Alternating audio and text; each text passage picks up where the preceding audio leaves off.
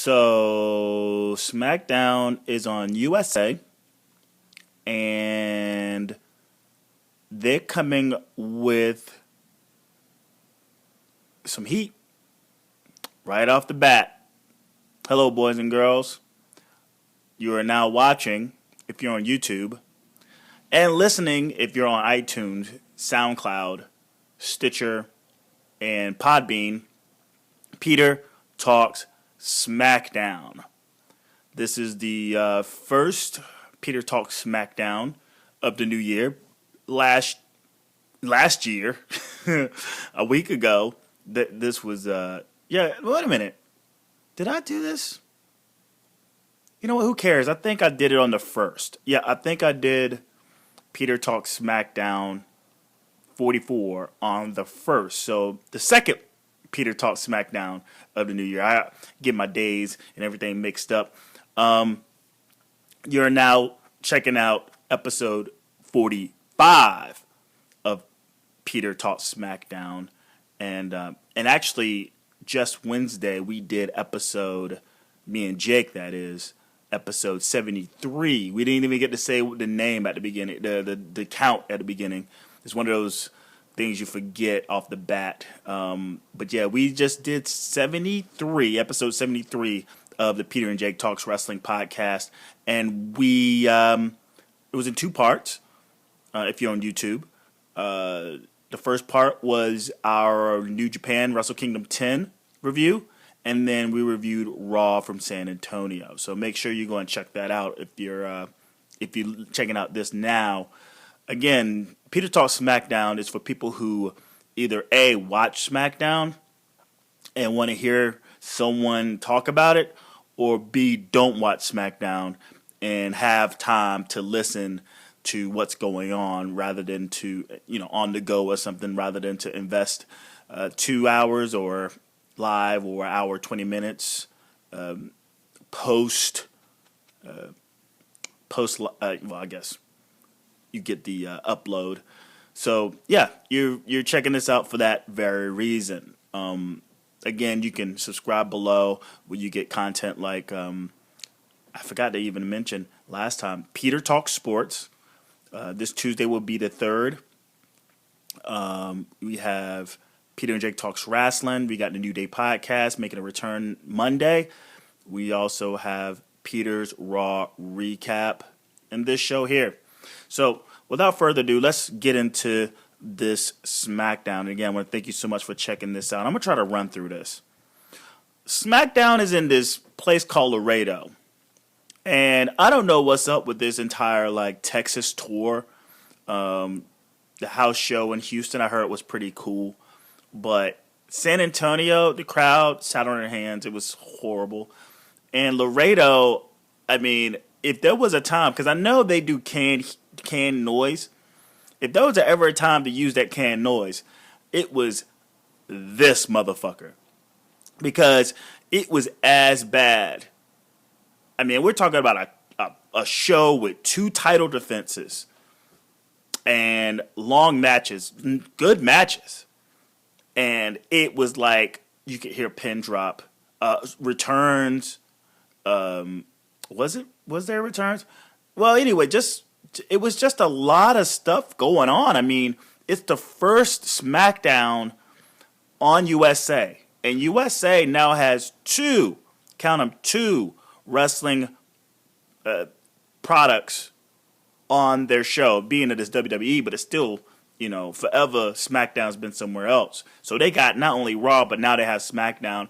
And they use it as a promotional tool for their other shows.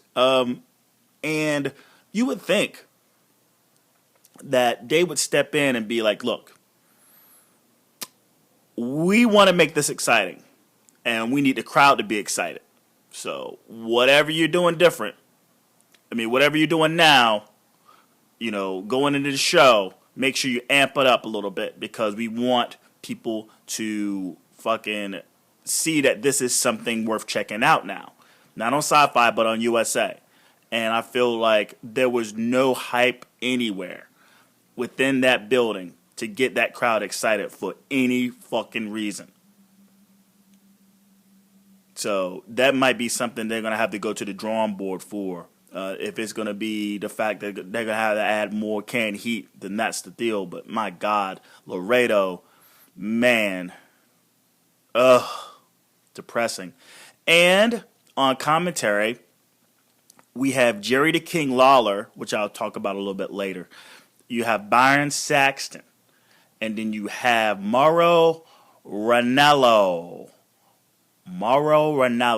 He is the new play-by-play guy for the Smackdown product. Coming over from Access TV, he did New Japan Weekly, and he also has done like MMA and boxing and just basically any combat sport. He's basically called it, and it's been kind of apparently his childhood dream to come to the WWE, and we've been waiting for him for quite some time. And I guess since the announcement of him coming over, and today was his debut. And I would say I would give it a 7 out of 10 because you could tell that he was still trying to find his way into working with Byron Saxton and Jerry the King Lawler, and God damn it. And he was trying to find his place, and I think even when his voice is so drastically different from the other two, King and Saxton, that I think they had to adjust his mic because right at first you couldn't even hear him really. He has a deep, deep voice, and it's going to make for, unlike Jerry the King who talked from his neck, or like Byron Saxton who talks from his neck, he talks from his gut real heavy. So I guess that's something moving forward. Like, yo, get his mic right, man. Get his mic right. It's like Scott Stanford, who has a deep, deep voice. So you got to get that mic up, unlike the other guys, or even Michael Cole or JBL. JBL talks from his gut, but he naturally talks loud. So it was easier for him to sort of adjust to that kind of stuff. Well, anyway, moving. And one other thing, to a point, King, just say the dude's name. He's like, I have trouble saying your name. I'm going to just call you MR. Like, no, just say the motherfucker's name. All right? Well, anyway, we find out that we have an IC belt title defense and a Continental title defense, and we have a Divas title defense. So that in itself, 2 major titles. First, USA, SmackDown. So there you go. And they also promoted that Cena would be showing up to this as well, because I can't even remember the last time Cena was on that show. But they used him. And on top of that was like, I think that's the last television appearance you'll probably see of John Cena for quite some time, unless they do some things where they report on his progress. But he just had shoulder surgery. So another injury on top of Sasha Banks going down. Man, the injuries, man, because at first he just went on that sabbatical and did all these movies and all this stuff, Good Morning America and everything. And now he's just out for a while, like he gone. It's like he came back for fucking one Raw and the debut of SmackDown, and then we're not going to see him anymore. So, but that's how they start the show. They get Cena out there, and he's basically calling out ADR to defend. He's calling him out, for one. But then he's calling him out to be like, yo, defend the belt. The U.S., remember? I did this thing called the U.S. Open Challenge. Why aren't you doing that shit? Well, anyway, bring your ass out here, ADR. And it takes a second, and then his music hits, and then Del Rio comes out pretty delayed. And his whole thing is like, you suckered me into it last time. You won't sucker me into it again. Whatever. This place doesn't deserve a title defense. You don't deserve a title defense. But check this out. I'll fight anybody, just not you. And John Cena's like, well, if that's the case, I'm going to bring out Kalisto. So, and also during this whole promo, there's a lot of Spanish talking. Because if you're talking about Texas, especially San Antonio, even Laredo, it's a lot of Spanish speaking people. I mean, if you saw the crowd, I think at least 80% of the crowd was Latino. Now, again, I don't know what within the wrestling culture of how they participate, if they're a rambunctious crowd or they're like New Japan crowd where they just sort of like look at the show and it's a sign of respect to be quiet during the show, or is it just a bunch of children running around, very much like San Antonio? But I mean, they reacted to the Spanish speaking stuff, but they didn't respond to the in ring action at all. So Kalisto comes out and he talks to Del Rio, and Del Rio's just basically like, "Are you serious? This little pipsqueak, whatever."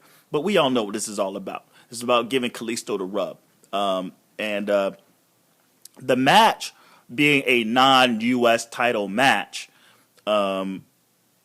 It's ADR versus Kalisto, and the dynamic between the two is something interesting because again, I like ADR, and sometimes he can get a little too complacent sometimes, but for the most part, if he's in the ring with the right person, and as a heel, he does what he needs to do as a heel, holds, locks, ground and pound. Kalisto, on the other hand, he's a high flyer, which makes for a really good contrast in terms of the high flyer versus the ground and pound heel.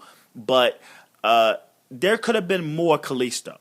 I think they didn't allow him. ADR didn't allow him to get his fire in.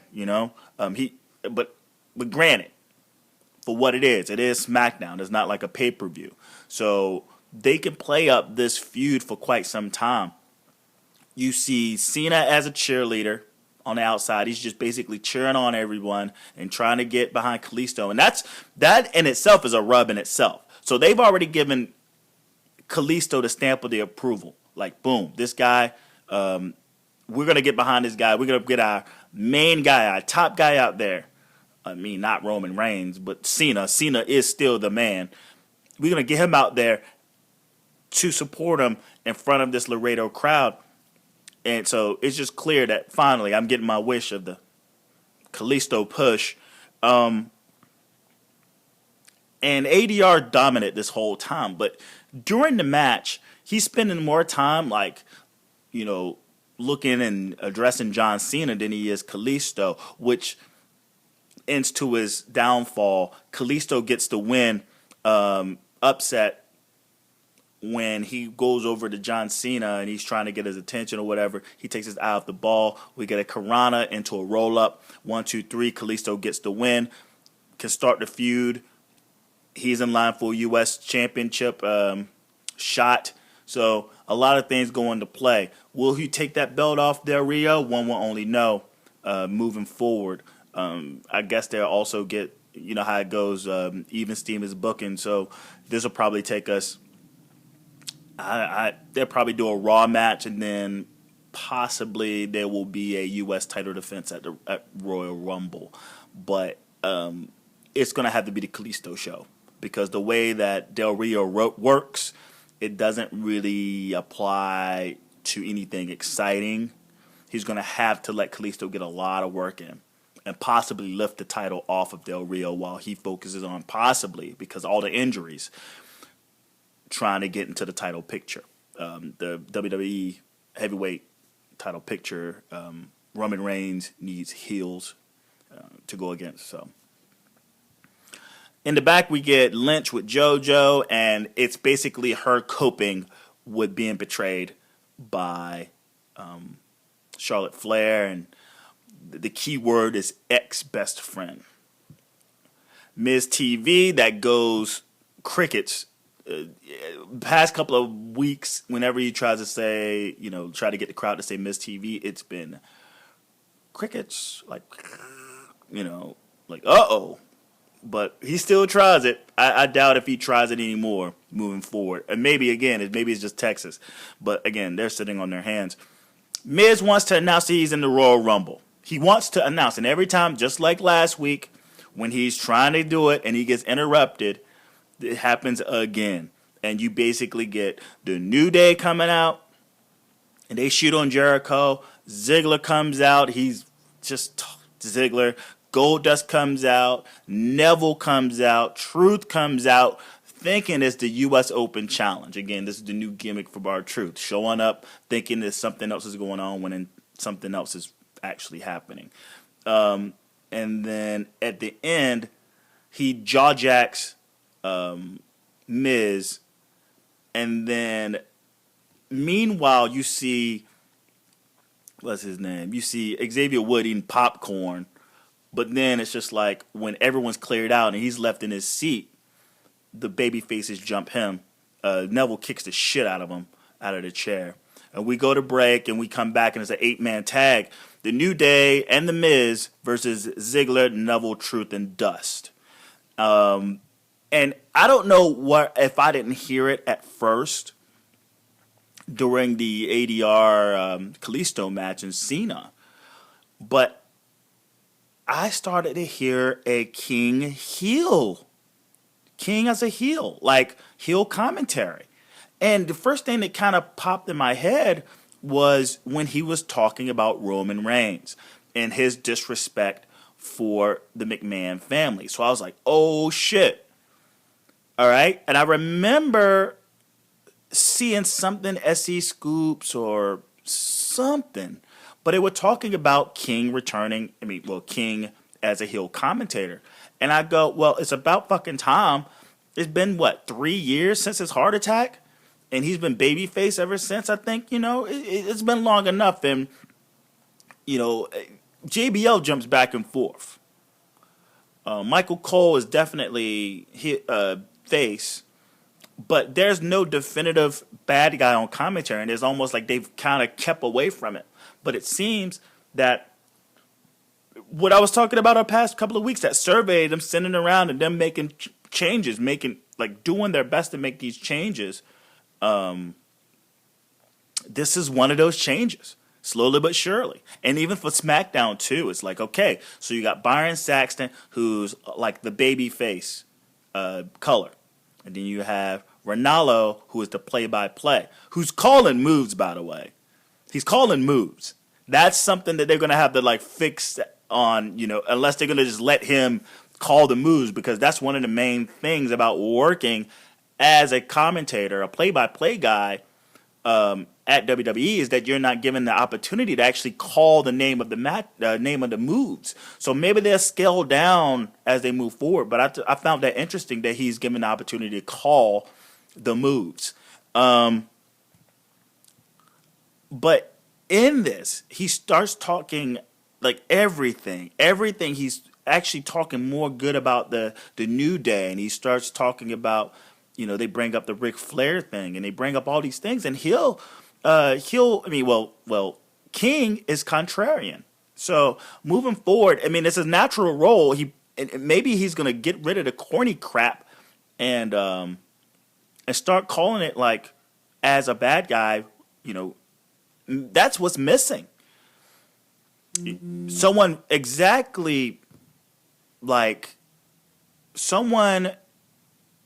to really play the contrarian, that really embrace the contrarian in this whole thing.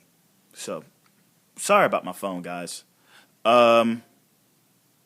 Next up, we get the Flairs. They need their own television show. They need their own, Hogan knows best. They should just do the Flairs. That would be fucking awesome.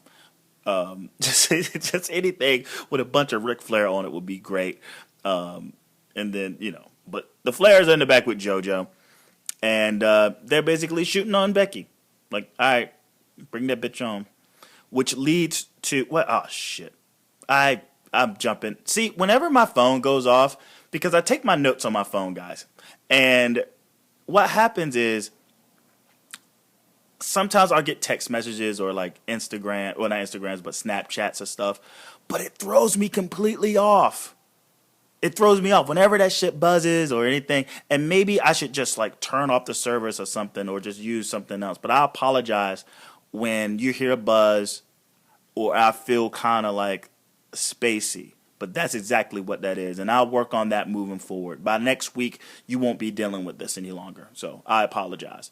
But The Miz in this 8-man tag is a little excited to be working with the New Day, to where they go to the part where they're like stomping a mud hole in the corner, and then they bring out the trombone, and Miz is already dancing and getting down, and they're looking at him like, what the fuck, bro? But then they just start dancing with them. Really cool stuff. Again, I'm not a fan of the New Day as of late, because I feel like they're more shucking and jiving than anything.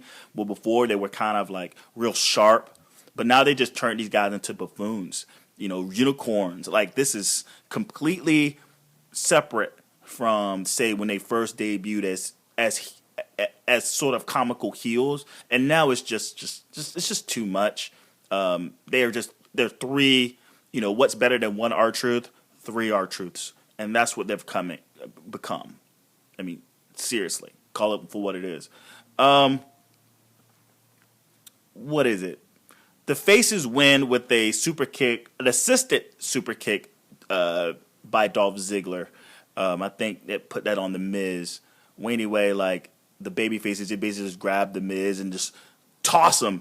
They kind of toss him into the super kick, and then afterwards, fucking Ziggler super kicks R-Truth, like, out of the blue. And then he throws Goldust out of the ring. And his whole thing is like, well, look, check it out, guys. Every man for themselves, just like the Royal Rumble. This is what I'm doing. This is the Royal Rumble. Right now, every man for himself. So I'm sorry. This is how things going to go. Again, the Flair's in the back with JoJo, which leads to the Diva match of the night, which is for the Divas belt. Now, if you've been keeping up, Monday, Becky Lynch beat Charlotte Flair. And then Charlotte Flair, in return, beat her ass. And, Becky Lynch is right now the number 1 contender because she did get the victory over Charlotte Flair. And this was her way, to, I guess, again, the kickoff kickoff Smackdown on USA, to get this match on because, the Divas Revolution. But does Becky win this match or not? So Ric Flair is at ringside, and the emphasis on this entire match in the commentary booth is the fact that it is her ex-best friend. I think they say ex-best friend. You can do a drinking game. Well, how many times they said ex-best friend. And we get way more heel King on here. And he's basically fending Charlotte, and he's fending Ric Flair, and basically going in on Becky Lynch as if she's inconsiderate. Someone who's, just for all the Flairs have done and how disrespectful she is to the Flair name. This match should have been on NXT because it was nothing really flashy about this match. I mean, it's like if you like technical wrestling, that's what you get, and that was part. I mean, this was almost a technical masterpiece, reverses and holds and all that stuff. I mean, it is an amazing match, but the crowd in Laredo is just like, what the hell is this? So, and it goes into like 2 commercial breaks, by the way. I mean, a long match. I think they give these guys, I think the new time right now for the Divas main matches are like 13 to 15 minutes. And that's what this match got. And if this was in, Miami or somewhere else, I mean, if it was an NXT match or say even a takeover or possibly just a regular pay-per-view, say this, if this happened at the Royal Rumble, the place would have been losing its mind. Became unglued. But not Laredo. Again, that canned heat could have came in. And then there's a moment where Charlotte takes a powder and Becky Lynch goes after her and Ric Flair stands in the way. So he's definitely showing his presence. He's earning his money out there. But it's still weird that he's playing a thorn in the side of women and them being competitive. I think that's pretty funny. Maybe that's what they were going for. Like, come on, Flair. You mean give the women a break? I mean, they are women. He's like, fuck that. Nope. I'm going to be as much of a jerk to these women as I am to dudes. So there's a moment where the disarmor is put on, and Ric Flair grabs Charlotte's foot and puts it on the rope. Right when the ref sees that the foot is on the rope, Charlotte taps. She taps out. And Becky Lynch unleashes the disarmor. And she's sort of celebrating, but then she's complaining to the ref about, no, she tapped out. And then during that celebration, Charlotte gets the distraction roll up. And she puts her legs on the ropes to secure the pin. 1, 2, 3. Charlotte retains the Divas Championship. So, moving forward, we'll see what happens with this. I have absolutely nothing to say beyond the story of this match and everything that's going on. I thought it was awesome. Again, Laredo was just not the right place to have it in. And I don't know what happens in terms of her defending the belt again, like Charlotte. Does she defend the belt again against Becky Lynch? Does Naomi come up? Because right now, at this time, I'm thinking that Becky Lynch is kind of getting the push. Sasha Banks is now injured. I'm completely speechless on what direction they go now. I think this could have ended in DQ and have been just fine to at least extend this whatever feud they have. Again, they didn't have to make it a Divas. They could have just done another competitive match between the two and maybe have Charlotte get her win back and then I guess right now, if you're looking at the series, the first time that Charlotte and Becky met in a friendly, Charlotte she flopped the bum knee. I mean, and then Becky got a win, and now Charlotte got a win for the championship. So I guess, we'll see what happens. And then we get Owens in the back with Young, and he's been an asshole. You got 1 minute to talk to me, and he basically gives 1 minute's worth of how he's getting his belt back. You get Ambrose in the back with Young, and he's just being Ambrose. And then we get the main event match, which is Ambrose versus Owens for the IC belt. I'll be honest, folks. I am not a fan of these guys going at it. I'm just not. I think as I'm kind of watching the match, I just tune out because it's like I just can't get into the two of them facing each other. I think Ambrose needs to go up against a bigger guy. That's when I see Ambrose, I want him to go up against someone who's bigger. When I see Owens, I want to see him go up against someone who's a high flyer. Someone who he has to keep up with, so he grounds and pounds. But the two of these guys together, it's like watching a video game. Nobody lets up. No one gets any kind of momentum, for a long period of time. It's just like, I get my kicks and punches in, you get your kicks and punches in. I grab you, you grab me. Like that's basically what this match was. And it went 2 segments as well. The match ends in a double count out, which turns into a street fight, and they both go through a table fighting in the fucking stands and whatnot. The only thing that bothers me about this match itself is the ending. I mean, again, I tune out whatever, the match can be whatever. But Owens' whole thing is that he needs that belt. I'm getting my belt back. My belt. Now, he doesn't talk about how much of a grudge he has against Owens as Ambrose as much as he just wants his belt back. So to have a double count out, you would think that he would be smart enough. This is Owens, smart enough to keep the ball in play at all costs, that this wouldn't end in a DQ, that he wants his belt or he wants to gain another opportunity to get his match because he outsmarted or outwitted the babyface, which he should be doing, especially a babyface like Ambrose, who over and over and over and over again He's the dumbass, as if he's the heel.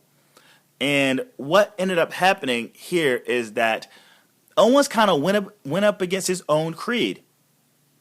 I wish that he was a little bit smarter in this match. And now I'm nitpicking, I know I am, but just for the simple fact that the entire time he's talking about how he wants his belt back, and then he allows himself to get counted out in a double count out.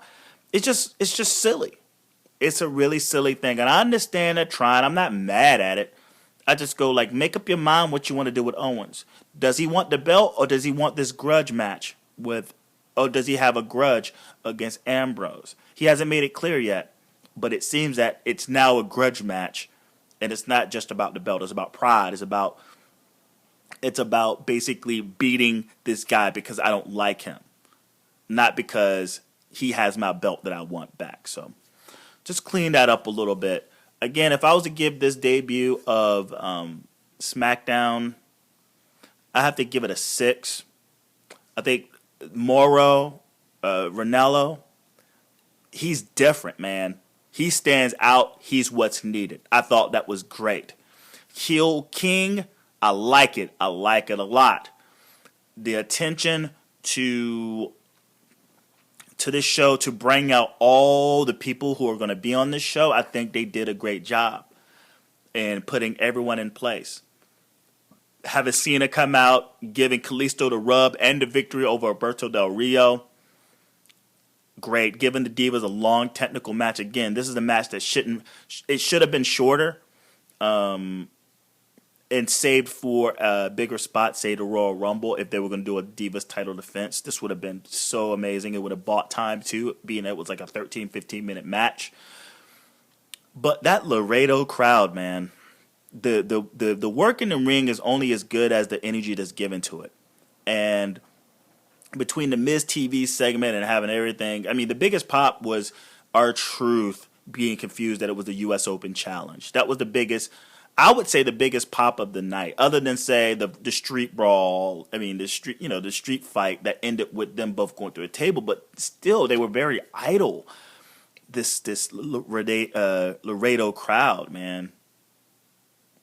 It was packed, I guess, but man, they could have used that canned heat or that canned noise or whatever. But yeah, overall, I give it a 6 out of 10. I think because, again, the ball is starting to roll, say next week, the week after that, moving forward, the pieces will be playing smoother. Again, I hope over the new year they make SmackDown more relevant. Putting Cena out there was awesome. So now let's bring in an Undertaker. Now let's bring in a Brock Lesnar. Let's bring in those guys. Let's go live every once in a while. I think last week I forgot to even mention this. Let's go live every once in a while, maybe once a month. Tuesday Super SmackDown. Why not? Like the week after a pay-per-view. You get the pay-per-view, you get Raw, and then you may as well do Super SmackDown. That would be awesome. A live Super SmackDown where it's just like, all right, we got all that, buzz out of the, got it out of the way. Let's move on towards the next pay-per-view, and just start it the week after whatever. Say at Royal Rumble, there should be a Super SmackDown after a live Raw that Tuesday. That would be awesome. And again, get some divas on there. I mean, if you're gonna give the divas time, then may as well just give them 2 slots and not have them just do one super long match. Again, I think that's a bad idea. 8 minutes is perfect, But again, they're dealing with some injuries. Maybe they're gonna have to do some more call-ups soon, or not necessarily call-ups, but just find more talent because the divas roster is looking bleak. They started off with like 3-man groups, 1-man groups, and now it's just Charlotte and Becky. Why Naomi is, I don't know. What Paige is, I don't know. But it looks like they're just left with those 2. And fuck around and have Charlotte get injured. Ugh, that would be ugly. I mean, the Deep may as well just shut it down. Just shut it down. Just shut it down for a hot minute. But other than that, man, that's Peter's Talk Smackdown. Again, I apologize for the phone and the discombobulation of my fucking brain whenever it buzzes or rings. Hit the subscription button below if you're on YouTube, and if you're on iTunes, if you're on SoundCloud, if you're on Stitcher or on Podbean, just add me to your favorites. I don't know how you came across this. If you have, this is your first time listening, thank you. Add us to your playlist, man. You can find me on the Twitters, PJTW Central or Ellen Japanese, LINJAPANESC. You can find me either two of those. And the Ellen Japanese is on Snapchat, it's on Instagram, and all that too. So that'd be cool if you added me. I post a lot about wrestling. But and then leave a comment on these. Hit the like button, the heart button, whatever. When you do that, it tells whoever, whatever mode of podcast medium that, or even YouTube, that we're like. The logarithm says, hey, check this shit out. And then the most important thing you can do is share. Again, share. That would be awesome. Because, again, sharing is caring. Music Destination. If you're still listening to Music Destination, again, I got the comments. Best there is. Nah, dude, there's so many other podcasts better than this, but I do appreciate it. Again, hit me up. Send me a tweet or something.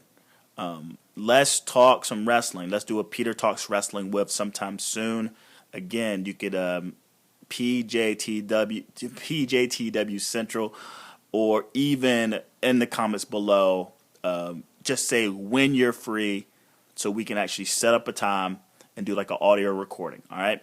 So with that said, thank you so much for checking this out. I will be seeing you next time for Peter's Raw. No, you know what? I'm going to do like a special commentary, I think maybe Sunday. Yeah, I guess tomorrow on this whole New Japan raid.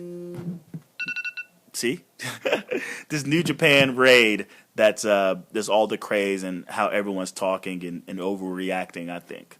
So hopefully I get it up tomorrow. Hold me to it, people. If not, I'll get it done sometime, if not early, Sunday. So, watch out for those foreign objects. Peace.